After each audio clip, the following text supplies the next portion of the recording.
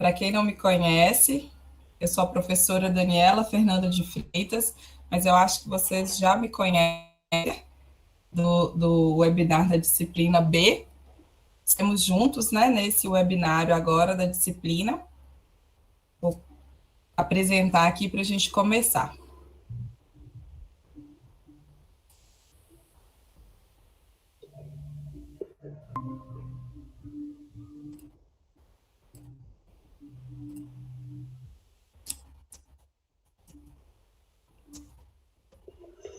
Posso falar, Daniela? Pode? Boa noite, pessoal. Tudo bem? Meu nome é Carla, sou professora mediadora, né, do curso de Agente de Combate às Endemias, e eu estarei aqui mediando a apresentação da professora Daniela aqui no webinário da disciplina H. Aí vocês podem fazer perguntas, deixar alguma observação no chat, que aí ao final eu estarei repassando para a professora, ok? Então é isso, vamos dar início e aproveitem ao máximo o webinário, viu? E Daniela, fique à vontade para começar. Obrigada, professora Carla. Então, vamos lá, minha gente. Vou apresentar os slides, aí eu não vejo o chat. Caso tenha algum problema, vocês podem me acionar ou pelo microfone, tá joia? Confere se tá projetando, Carla, por gentileza. Tá, sim. Olha, muito obrigada. Então, vamos lá, pessoal. Boa noite a todos. Sejam todos muito bem-vindos, né, ao nosso webinário de Agente de Combate às Endemias. Muitos de vocês já me conhecem, né? Sabe que eu sou a professora Daniela Fernanda de Freitas. Estive com vocês na disciplina B e agora estarei com vocês na disciplina H, denominada Manutenção, Promoção, Prevenção da Saúde ativa, né?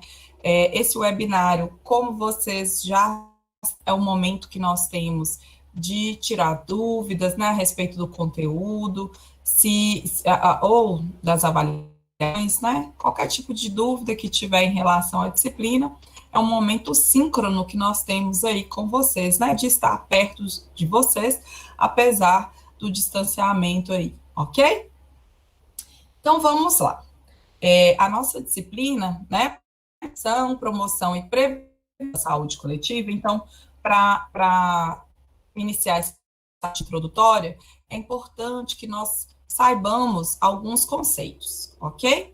Então, quando a gente fala de saúde coletiva, o que eu estudo na saúde coletiva?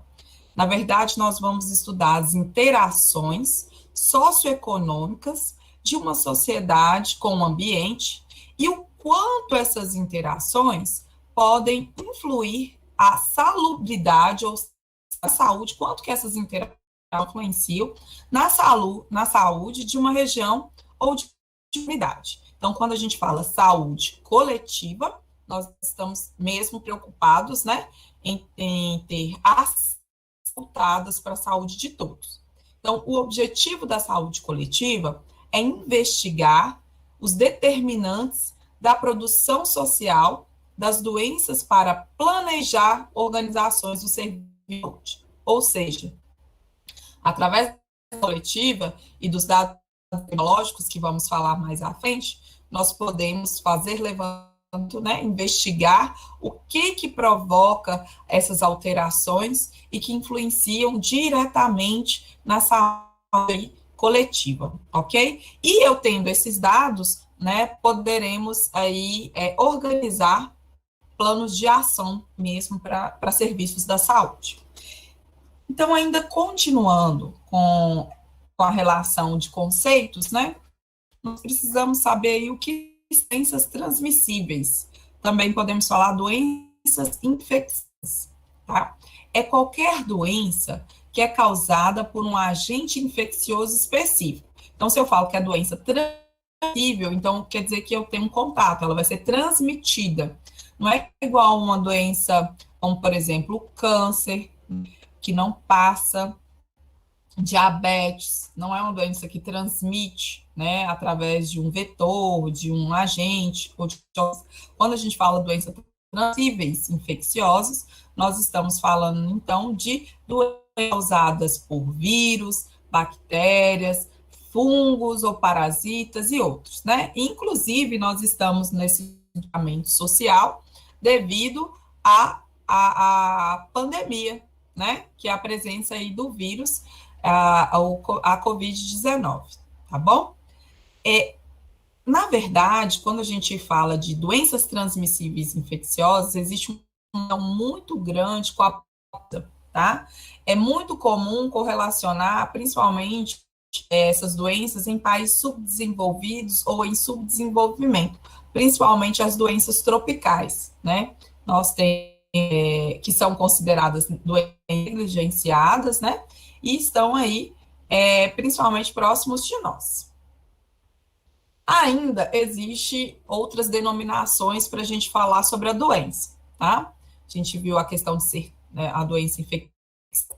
E a doença, ela pode ter característica que a gente fala que é a doença manifesta, que é aquela que o paciente, ali, o cliente, o indivíduo, na verdade, ele vai manifestar os sinais e sintomas dessa doença, né? Como mostra aqui o desenhozinho.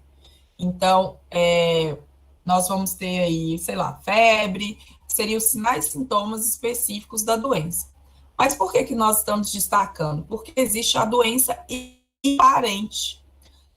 Quer dizer que o indivíduo ele aparece saudável, aparentemente saudável, mas possui ali a doença, né?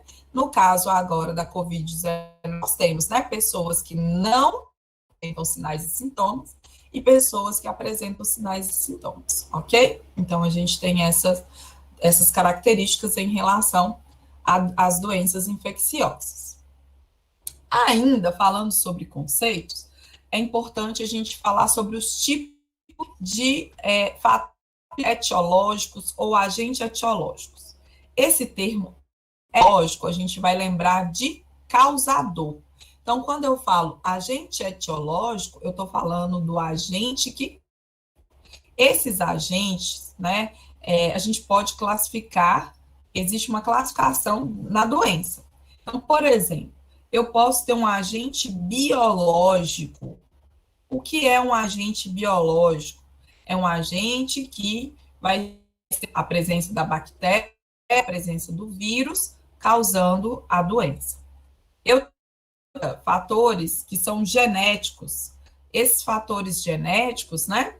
Esses fatores etiológicos genéticos pode ser, por exemplo, a translocação, a mudança, a alteração de um cromossomo, como na síndrome de Down, que nós temos lá a trissomia do cromossomo 21, né? Nós temos uma alteração no cromossomo 21 e aí eu tenho uma doença, né?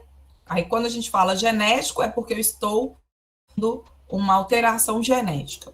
Fatores etiológicos químicos é quando eu tenho lá fator substâncias químicas. Essas substâncias pode estar presente no álcool, no cigarro, pode ser gás, drogas, remédios, né? Podem ser nutrientes. Nós temos também fatores etiológicos físicos, como a radiação, tacto, né?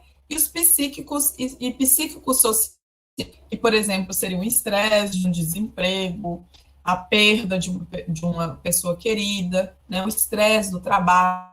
Então, ainda assim, nós temos esses fatores, né? Que são utilizados aí na classificação dos agentes de doenças. Carla, tá tudo certinho por aí? Tudo certo, Daniela. Correndo Joia. tranquilo. Quem com a gente? Dá um alô aí pro pessoal. Ó, Rejane, Lohane, Ana Nogueira, Amanda, Sandra, Rafael, Então a gente tem bastante gente Loridal, aí. tem bastante gente aqui. Boa Neila, noite, pessoal. Sejam bem-vindos. Qualquer dúvida, estamos aqui. É mais para ver que tá tudo certinho, brincar. tudo certinho, o pessoal tá dando boa noite. Boa noite. Tá joia, então. Então, vamos continuar. E aí, no final, a gente para as dúvidas, caso tenha, tá bom? Então, Sim, ainda vamos. nessa... Ah, joia, obrigada, Carla. Ainda nessa relação de conceito, então a gente até falou agora, ó, agente etiológico é o agente que vai causar, esse é o agente que vai causar a doença. A gente também pode chamá-lo de patógeno. Então, agente etiológico é a mesma coisa de patógeno, é o causador da doença. A gente também tem um termo, agente infeccioso, né? Mais utilizado para micro-organismos, parasitas, né? Que são capazes de produzir a infecção. Então, um agente etiológico, um agente causador, ele pode ser um agente infeccioso. Ele pode ser um micro-organismo, né? Um parasita, um vírus, provocando a doença. Um outro termo é o produto tóxico, como o nome já fala, é uma substância que causa danos biológicos. Essa substância ela pode ser produzida devido à presença de micro-organismos, tá? Nós temos também um outro conceito que é reservatório. O reservatório nada mais é do que o habitat de um agente infeccioso. Então, assim, ele é indispensável para a perpetuação do agente, né? E nós temos a fonte. Às vezes a gente confunde fonte com reservatório. A fonte é onde eu tenho origem também, né? E o reservatório é onde eu tenho lá também onde o meu, por exemplo, vamos pensar assim, na esquistossomose, por exemplo, é necessário um reservatório que é o caramujo. Então, quando eu tenho lá a cária, né? A gente fala miracídios, na verdade, que entra no caramujo, é necessário o caramujo, então um reservatório lá da esquistossomose. Quando ele amadurece, lá que ele cresce, que ele sai, aí ele penetrar no homem, né? Então a gente tem esses dois termos que são utilizados. Fonte, que também é importante para a transmissão, e o reservatório, que é onde fica lá o meu agente, tá? E quem que é o hospedeiro? É aquele que hospeda, exatamente, hospeda. Então, a gente tem lá aquele que vai abrigar a grande maioria das doenças. Nós, seres humanos, somos hospedeiros, né? Como exemplo, nós temos o ser humano, nós temos os animais e nós temos as plantas também, tá? Que podem ser hospedeiras, vão abrigar o agente etiológico aí. E o que é o vetor? O vetor, a gente até falou no outro webinar, eu tenho vários tipos de veículos, né? Então, na verdade, podem ser organismos, podem ser agentes que são que transmitem, né? Eles levam ali o agente causador da doença. Então, nós sabemos, por exemplo, na dengue, o mosquito Aedes aegypti, né? Ele é o vetor do vírus, né? Então, ele leva ali, se ele estiver contaminado, quando ele for picar lá a pessoa, deixa o vírus e aí o desenvolvimento da dengue, né? Ele não é, o mosquito, ele não é o causador. O causador, o agente etiológico, é o vírus, né? E o vetor é o Aedes aegypti, tá? Beleza. Esses foram, então, alguns conceitos, né? Falando de doenças, da saúde coletiva, um pouco de saúde coletiva, um pouco de doenças infecciosas, transmissíveis, e agora um pouco da epidemiologia, né? Vocês devem escutar muito isso, ou se não escutam, recebem isso pelo WhatsApp ou acompanham no Instagram, né? Já que nós estamos todos nessa atividade remota. Então, o que acontece? Então, vamos entender um pouquinho, ou às vezes você vê e não sabe ainda o que é, mas agora já dá para fazer essa correlação. Então, a epidemiologia estuda os diferentes fatores que intervêm vou destacar aqui, ó, propagação de uma doença, a frequência de uma doença, a distribuição de uma doença e a evolução em um determinado local, ok? Mas por que isso tudo? Tudo porque então a gente quer manutenção, promoção e prevenção aí de doenças, na verdade. Então, o objetivo quando a gente estuda, né, a epidemiologia, levanta esses dados, é produzir conhecimento e tecnologia para promover a saúde, tá? Então, a gente vai ver aí, né? Vamos fazer essa correlação aí, já que nós estamos na pandemia do coronavírus. Então, o que acontece? Eu tenho fatores que são responsáveis pela propagação, estudo esses fatores, eu vejo onde que está ocorrendo, qual que é a frequência, como que está sendo a transmissibilidade, né? Como que é essa evolução. E aí, né, o sistema de saúde toma ações, plano de ação, para poder prevenir, evitar a contaminação de todos. Então, a epidemiologia ela é extremamente importante, né? Para isso, pessoal, nós temos alguns indicadores.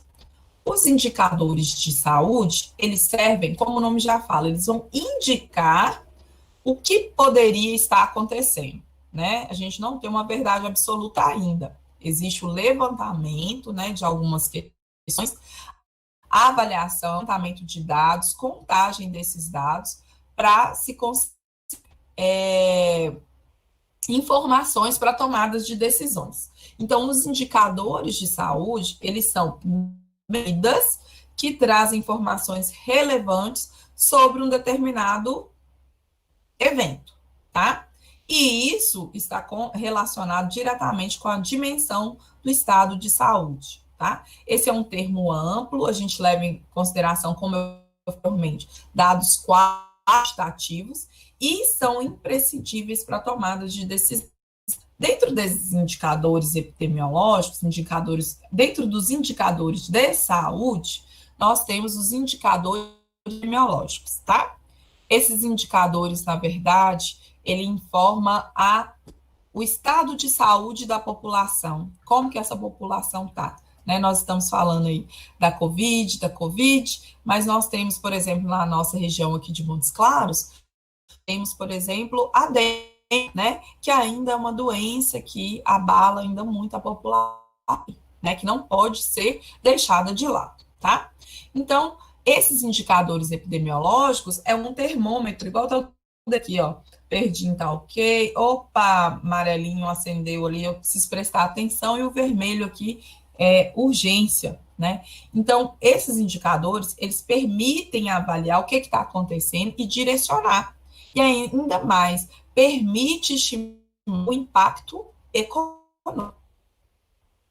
Quando a gente fala de indicadores epidemiológicos, nós podemos trabalhar com números absolutos e números relativos. Esses indicadores, na verdade, a gente não consegue, às vezes, medir diretamente, não.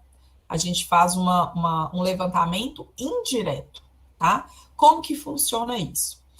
Na verdade, nós trabalhamos aí com termos específicos da epidemiologia, que é a incidência e a prevalência. Vocês já devem ter visto uma outra disciplina, né, esse termo, mas não foge, não. Como vocês já falaram,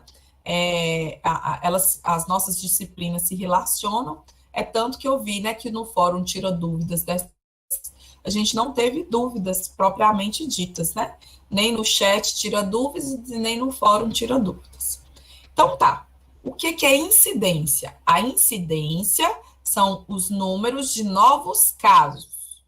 E a prevalência?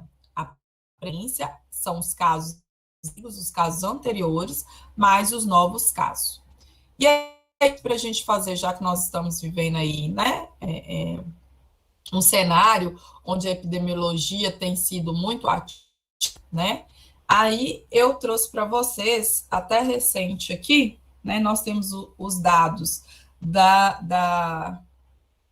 do coronavírus do dia 18, do dia 19, né, hoje é dia 20. Então, vamos lá. Observem, caso precisar de sua ajuda, tá? Então, eu falei para vocês que incidência é o número de novos casos e a prevalência A prevalência é os casos antigos e os novos. Então, eu somo tudo, né? Aí eu vou confirmar aqui, vou olhar aqui para vocês, né? São dados da Prefeitura de Montes Claros, do dia 18, né? Onde haviam 3.852 casos confirmados da Covid-19. No dia 19, esse número de confirmados aumentou para 3.879. Em termos de números relativos, eu quero saber de vocês qual que é o valor aqui da incidência desse do dia 18 para o dia 19. Qual que foi o número absoluto da incidência? Vou até voltar aqui para ver.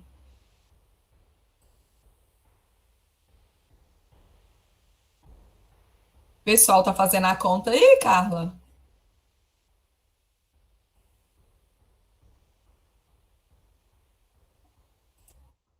Só um minutinho, deixa o pessoal postar aqui, Daniela, que eu te Tá, falo. joia.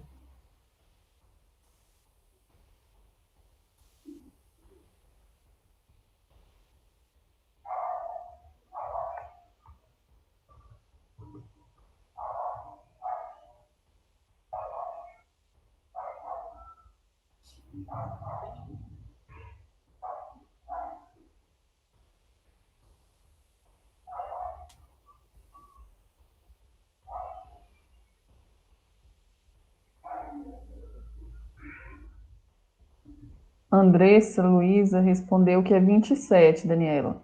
Ok. Ok. E aí, deixa eu ver aqui. Ah, tá. Rony Clay tá pedindo para repetir a pergunta.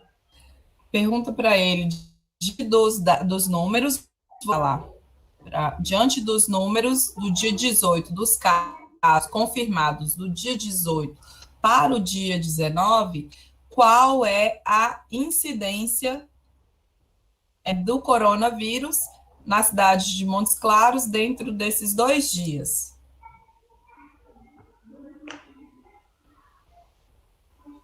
A Ana respondeu também que a incidência é 27. A Thelma Ok. também respondeu que é 27.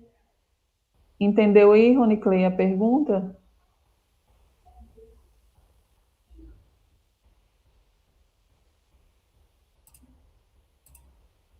O Antônio Luiz também respondeu 27, ó, a maioria aqui 27. Ok, ok. E a maioria entendeu. Ah, que A bom. maioria entendeu que é exatamente isso aí, tá?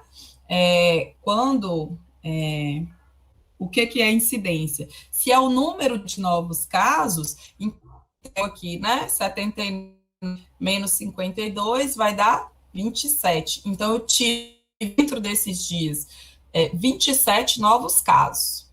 E aí, agora eu pergunto para vocês qual é a prevalência,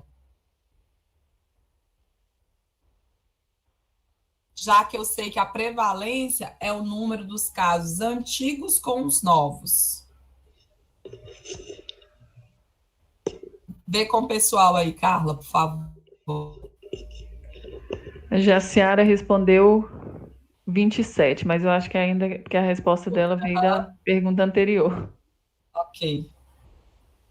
Só um minutinho que tá. Não, tranquilo.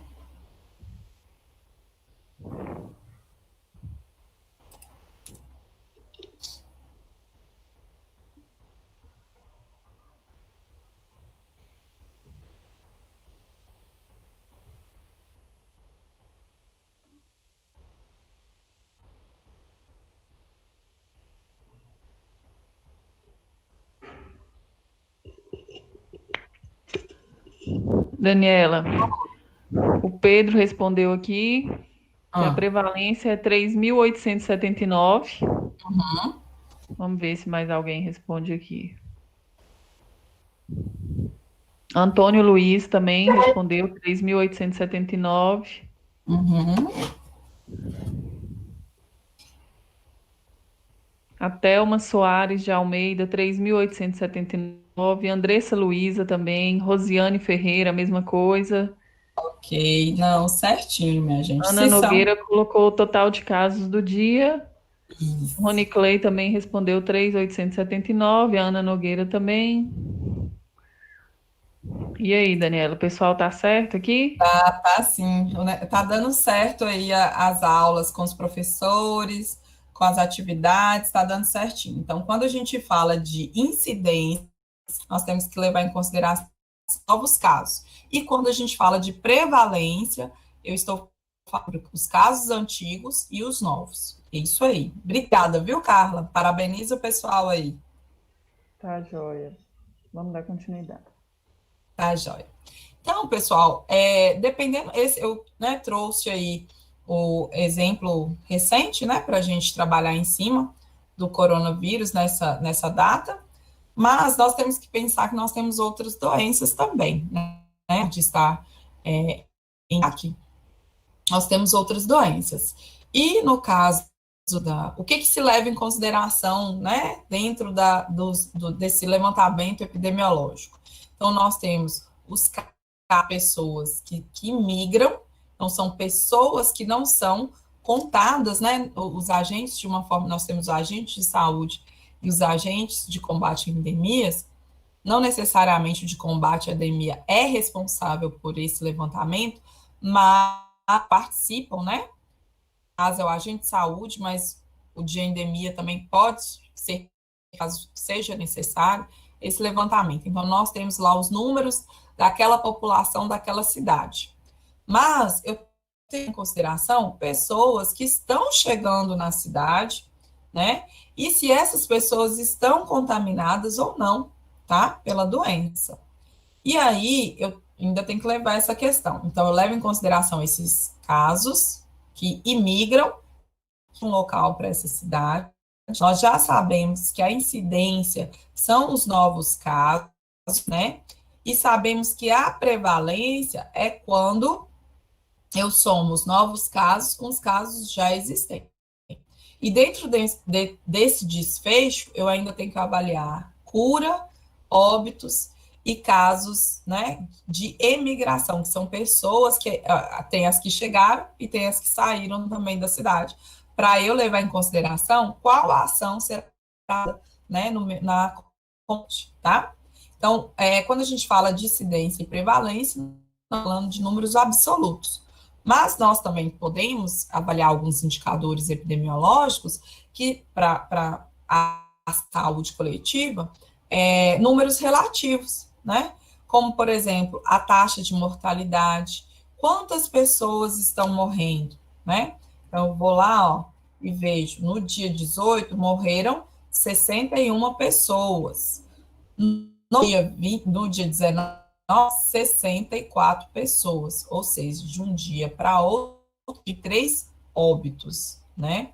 Então, os dados de mortalidade e a taxa de natalidade também são dados que são indicadores epidemiológicos, né?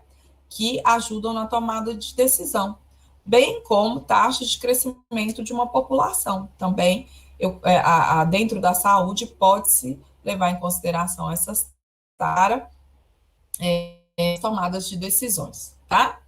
Ainda, pessoal, nós temos os socioeconômicos. Então, olha lá, taxa de analfabetismo, né? Então, quanto que se investe em educação nessa região? Quanto que essa população adere a essa educação que é proporcionada, né? Nível de escolaridade, o produto interno bruto, né, da cidade, extremamente importante. E onde que eu posso ver esses dados? Eles são dados escondidos que ninguém pode ver? Não. Nós temos a RIPSA, que é a Rede Interagencial de Formações para a Saúde, que, na verdade, disponibiliza esses dados básicos de indicadores, análise de condições, tudo fica aqui, né? E é disponibilizado e é feito esse levantamento dos dados e ainda a demonstração das tendências, tá? A investigação epidemiológica, então a gente viu o que pode ser feito, o que é levantado. Essa investigação, gente, ela é por processo, estudo o processo saúde e doença. Então, espera-se prevenção, controle e erradicação da doença, que é o que a gente está vivendo hoje, né? O isolamento, o uso de máscara, a lavagem das mãos, o cuidado com a higiene de uma forma em geral é a prevenção, né? O afastamento aí, o controle, a tentativa do controle, e a erradicação é o que todo esperando aí a vacina, né? Então, a eliminação. Será que conseguir erradicar totalmente? Às vezes não, pelo fato de ser um vírus, né? Vírus modifica a cepa, então ele vem de maneira diferente, complicado, né? Nesse caso, nesse exemplo específico, a erradicação. E risco? Como que a gente diferencia o risco com o fator de risco? O risco nada mais é do que a probabilidade de uma pessoa desenvolver doença. E o fator de risco é assim, essa pessoa ela pode desenvolver essa doença perante um fator de risco? Vou explicar em outras palavras para você. Vamos usar o exemplo do câncer de pulmão, que é comum em pessoas que fumam, ok? Então, ó, o risco é a probabilidade da pessoa ter o câncer de pulmão. Qual é o fator de risco? O hábito de fumar. A pessoa que fuma, ela tem uma maior probabilidade de desenvolver aí, né, o câncer de pulmão, né, pelo uso hábito de... Dentro da investigação epidemiológica, pessoal, então existem alguns fatores, né, que a gente tem que... Existe um caminho, na verdade, não são fatores, é um caminho a ser seguido. Então, qual que é o problema, né? Qual que é o problema diante de uma determinada doença? Então, é nessa construção da questão. Qual que é esse problema? Então, eu defino hipótese. O que é hipótese? Seria a resposta do meu problema. Na verdade, a gente não ainda se é a resposta. Mas se eu tenho um problema, quais são as hipóteses? Como que eu poderia resolver esse problema? Tá? Ok, se ele fez o levantamento do problema da hipótese, o próximo passo, o próximo caminho, a próxima etapa é a estratégia de investigar. Como que eu vou investigar? Será que só os dados da mortalidade, da natalidade são suficientes? Eu vou de casa em casa fazer um levantamento? Como que vai ser isso? Aí vem o próximo passo na investigação epidemiológica. Qual técnica que vai ser utilizada para produzir esses dados? Vai ser um questionário, as pessoas, como que vai ser, né? E aí, o trabalho de campo. Aí sim, vou lá levantar esses dados. Depois desse levantamento, né, esses dados, eles serão sintetizados, vão ser analisados, né? E aí sim, o plano de ação poderá ser executado, tá? E a gente consegue medir a saúde? Na verdade, medir a saúde da população de forma coletiva, né, é muito difícil. Então, por isso que a gente avalia a doença, a morte. Por quê? Porque é uma medida indireta. E aí eu consigo verificar, né, como que está ali esse percentual de saúde, né, da população. Então, na epidemiologia, a gente trabalha muito com formulários.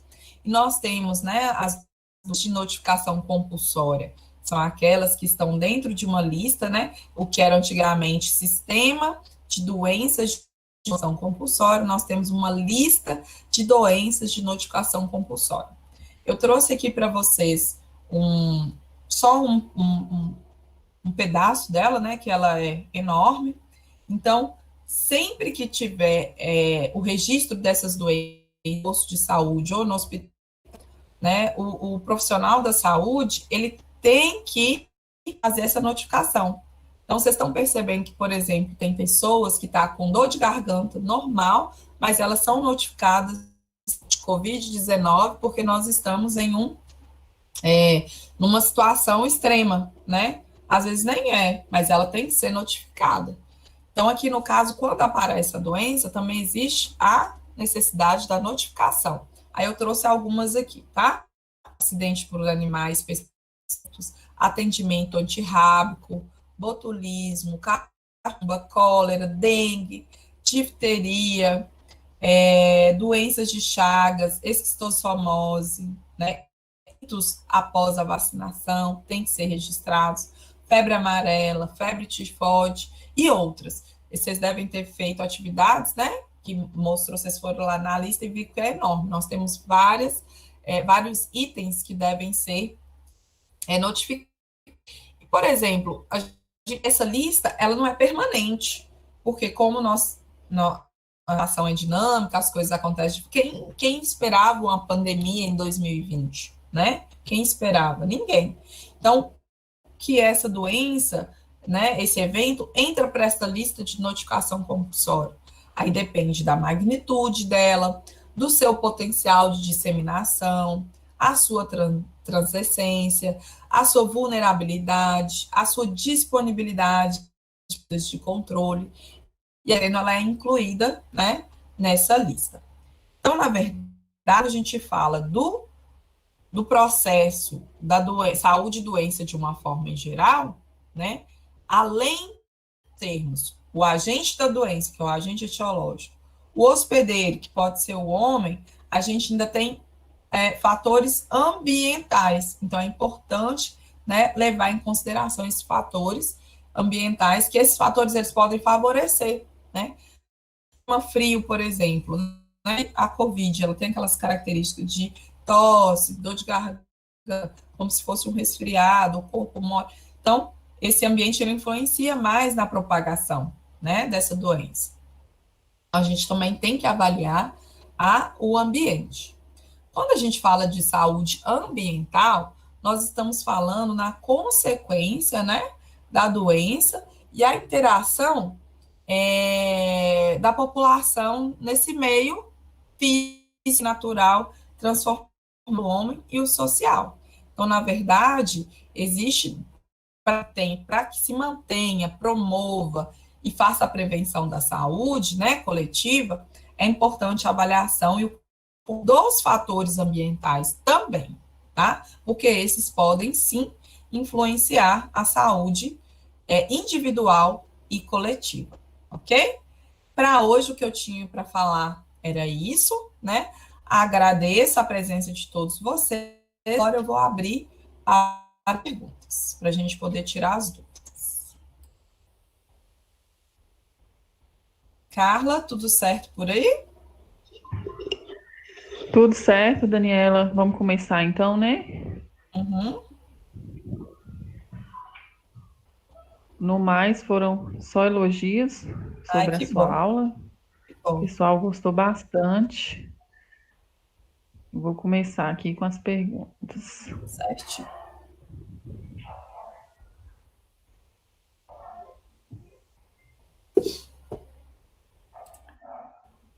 Aqui no início, Pedro Fortunato pediu, professora Daniela, por favor, falar um pouco sobre a Quando a transmissão gente fala, vertical uhum, de é uma muito doença, importante, né? Porque né? quando a gente fala sobre a transmissão e o isolamento, né? Tem pessoas que ainda ficam em dúvidas. A transmissão vertical, ela quando acontece essa infecção e essa mãe, ela passa para o feto, né?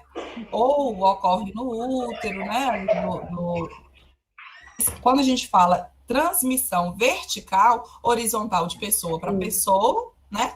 E a vertical é da mãe para o feto, da mãe para o filho. Às vezes ocorre no útero, às vezes ocorre no nascimento.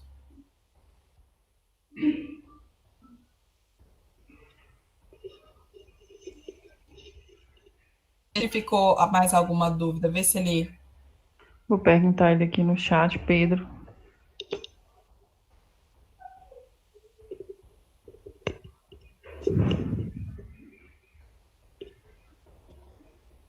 O Pedro Fortunato está falando aqui também. Parabéns, professora. Está tudo muito bem explicado. Como disse para a nossa tutora Carla, essas disciplinas andam de mãos dadas. Sim. O Wilson está falando aqui, assistindo o webinário, fica bem melhor, né, para responder as avaliações. Verdade. A Ana está perguntando aqui, não seria mais fácil, nos casos, só colocar os que estão doentes? para avaliação Isso, epidemiológica, isso. Ana, na verdade, é bem complexo, sabe? Essas questões. A gente precisa de ter esse valor absoluto quanto relativo para a tomada de decisão. Porque, por exemplo, em Daniela, causa, a Ana está falando aqui, só te cortando aqui um pouquinho, que ela falando nos tranquilo, casos notificados, no exemplo que, do coronavírus. mas aí todos são notificados, né? Ah, tá. Repete, eu não entendi. Vamos lá. Espera aí que eu me perdi aqui. Ela falou assim: não seria mais fácil, nos casos, só colocar os que estão doentes? Aí ela colocou nos Então, casos notificados, exemplo do coronavírus. certo, certo. É porque eles estão fazendo o levantamento. Para quem está na vigilância epidemiológica, na vigilância sanitária, eles conseguem visualizar esses números. E como eu falei anteriormente, precisa se avaliar os números absolutos e relativos. Então, eles têm esse número, só que eles precisam ver tudo, né? Quantos foram curados, quanto daqueles notificados realmente foram infectados pelo coronavírus, quantos foram descartados, não estavam, né? Então, assim, todos esses dados são importantes. Então, assim, talvez seja mais fácil para a gente ver e entender, mas tomar a decisão e, por exemplo, igual nós vimos aí o decreto, né? Agora, não sei se foi dia 18, se eu não me engano, onde vai fechar as academias novamente. Por quê? Observou-se que após a abertura, se há incidente, ou seja, o número de novos casos. Qual que é a tomada de decisão? Vão para as academias por um tempo, né? Não temos atividades mais em grupos. Então, por quê? Porque a academia, a gente sabe que o vírus ele fica também, né? Ele resiste por um tempo em superfícies metálicas e tal, tal, tal. Não só metálicas, né? Mas, e aí tem a questão da pessoa pegar, né? Pegar e fazer. Então, é uma forma fácil de contaminação, né?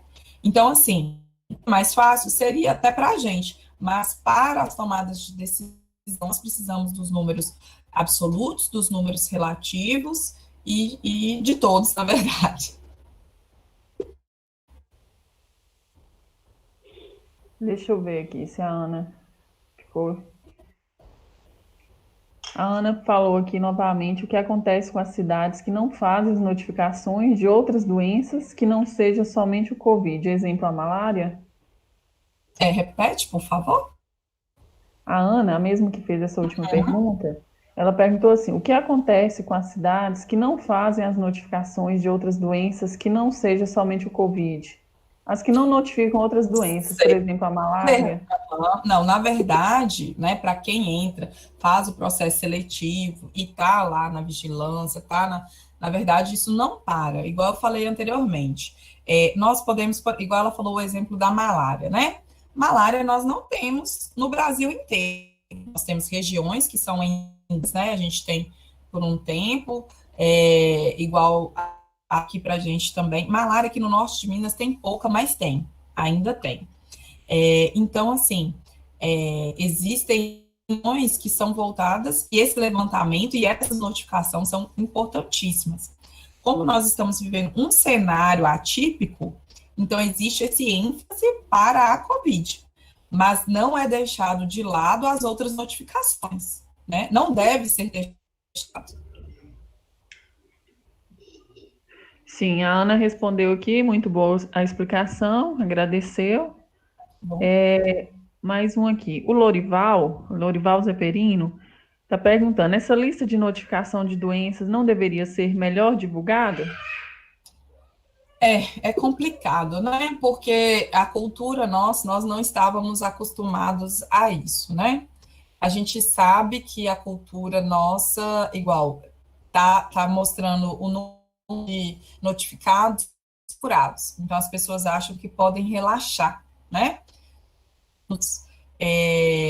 Inclusive, saiu o decreto aí do fechamento das academias e me parece que vai sair um outro de abertura. Então, para cada cidade, para cada região, é avaliado essas questões, né? Daniela, só um comentário aqui, você falou da Uhum, academia, realmente saiu um decreto, aí parece que eles entraram, né? isso. E parece que já vai sair Vai outro ser decreto. liberado. Vai ser Vai ser liberado a liberado. academia, Inclusive, inclusive, parece. porque nessa mesma semana o governador de Minas falou sobre a Isso. liberação, né? Então, assim, o que eles estão vendo isso também é porque cada cidade tem que ser acompanhada de acordo com os casos de cada cidade, isolada, né? Exatamente, né? Então, por exemplo, a gente tem lá de Minas, né, que fala tal, tal. Aí depois o governador. E aí para cada realidade tem cidades, por exemplo, né, interior de Minas, que eles já estão na zona há muito tempo Sim, dessa zona de perigo. Então, é importante todos esses levantamentos para isso, né? Para que se é, veja e que se faça as tomadas de decisões de acordo com a real situação. é verdade. Tem lugares que tem quase não tem casos, já vão voltar às escolas também.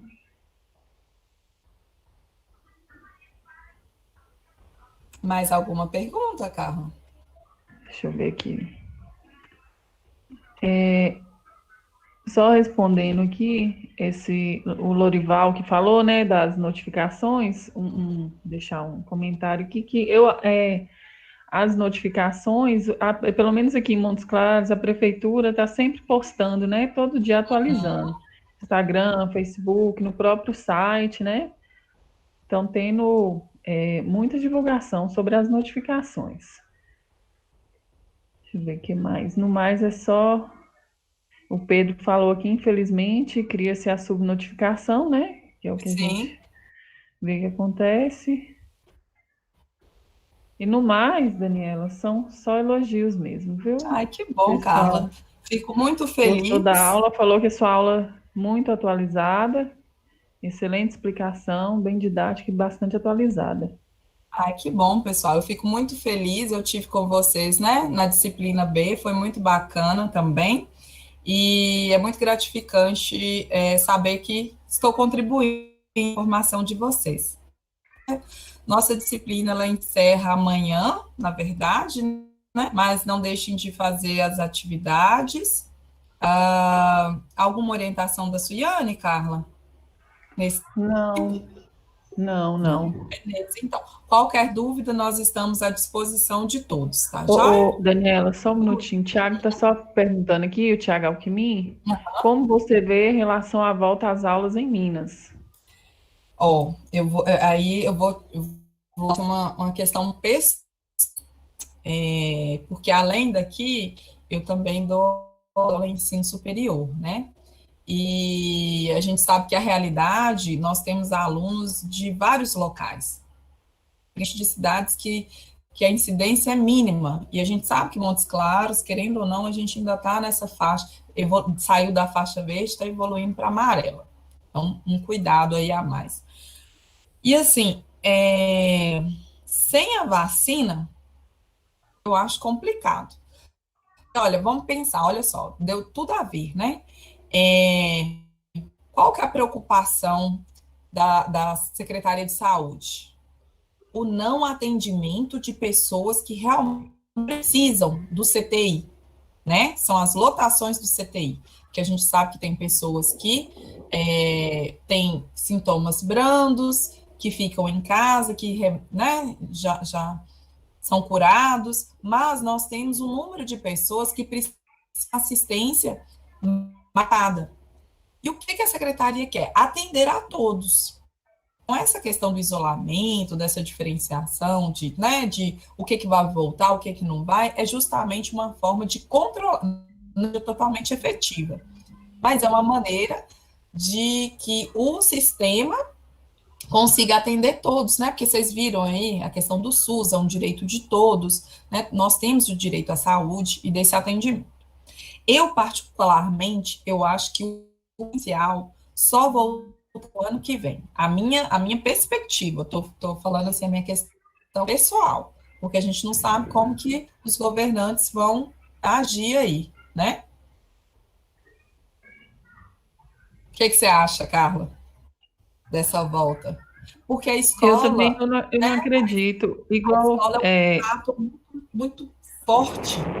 Criança, como criança não abraça, não brinca, gente, não tem cabimento, né? Não Como tem. que é E eles complicado. vão, e eles vão voltar só ao alvoroço, né? Depois desse Isso, distanciamento, tanto tempo, né? exatamente, Afastado dos colegas. Eu acho bastante complicado criança voltar para a escola exatamente, esse ano. Eu acho que a exatamente. escola agora não é emergência, não. Não sei, eu Verdade. não acho. Mais alguma pergunta? Dá uma olhadinha aí.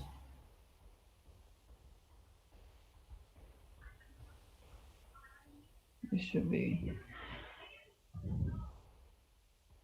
O Pedro está falando aqui que em Teófilo Otoni tiveram muitas subnotificações nos Uhum, casos de dengue e as pessoas não querem procurar a unidade de saúde com medo do Covid. verdade. É. Ou registra a notificação e não vão colher o sangue, né? Uhum. Aí A talvez Ana, seja talvez não sei como que é o número de habitantes, né? Mas de repente fazer uma força-tarefa mesmo, né? Para não deixar de lado, fazer uma ação específica, ações específicas para fazer uma ação específica, né? Para essas notificações. o Wilson Oliveira está falando aqui. Aqui também, muitos casos de gripe, e as pessoas têm medo de procurar a unidade de Sim, saúde. E muitas vezes isso é caso de subnotificação, né? Às vezes a pessoa tem uma gripe, não sabe, e verdade, passa e pode até ter sido contaminada, mas a doença não verdade. desenvolve tanto, né? Em umas pessoas. Eu acho que nesse momento o mais importante é que façamos a nossa parte, né? É que cada um faça a sua parte. Nós já sabemos que essa responsabilidade individual, ela afeta a responsabilidade coletiva. Então, se a gente cuida da nossa saúde individualmente, né, querendo ou não, indiretamente, nós estamos cuidando da saúde do outro. Então, acho que diante desse cenário, né, é extremamente importante a gente fazer nossa parte. Aqueles que podem ficar em casa, que fiquem, e aqueles que têm que sair, que cuidem, né? Que sigam os protocolos. Protocolos, né? Isso mesmo. A Terezinha está falando aqui, acho que eles têm que encontrar a vacina para depois voltar às aulas. É rezar para isso, né, Terezinha? Se Deus Exatamente. quiser. E mais alguma pergunta, pessoal? Todo mundo concorda, escola só o ano que vem mesmo, tá certo. Ah, Uma que complicação, é uma situação complicada voltar às aulas, né? Difícil de controlar as crianças. isso é verdade.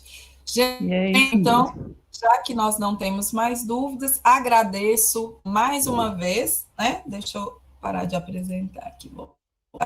Agradeço mais uma vez, né, a participação de todos. É sempre muito bom estar com vocês.